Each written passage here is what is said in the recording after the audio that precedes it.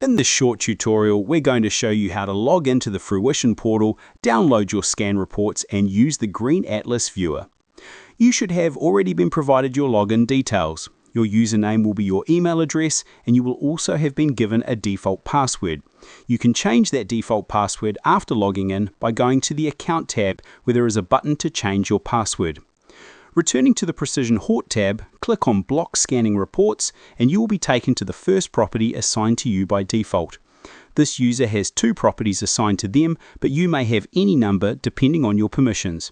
Scrolling down to the map view, we can see this orchard has 8 blocks, 6 which appear green and 2 that are grey.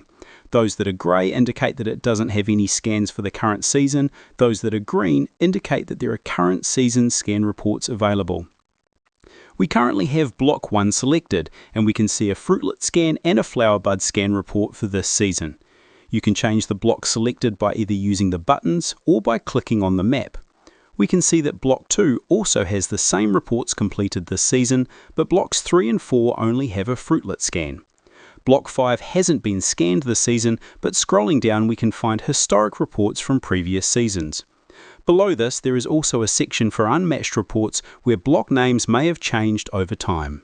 To download reports, click the download icon next to each one, or download all reports in bulk by clicking the larger blue icon at the top of the section. Back at the top of the page, we can see the 2 scans from this season in the Green Atlas Viewer section. A new Viewer button is added for each scan completed through the season. Clicking on one of the Viewer buttons opens a new tab where we can view the scan results more interactively. By default, the viewer will load to the grid view, which represents the on-orchard bay layout.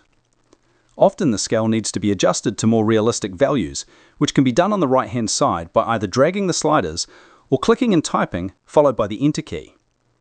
A scale we commonly use on fruitlet scan reports is 20 to 80 per square metre. With our scale now set, we can hover over individual bays to see the actual average fruit density from the scan, as well as the row and bay number. Zoom in using the scroll wheel on your mouse and click and drag the map to move around. If you want to reset the view to cover the whole orchard, just click the home icon in the bottom left corner. At the bottom of the scale bar, we can click on the switches icon to open the colour bar settings. One that can be particularly useful is the traffic light style, which can be used to quickly identify areas above target. For example, changing the bottom slider to 50 and the top slider to 60, we can quickly see all bays over target in red, within target range in yellow, and below target in green.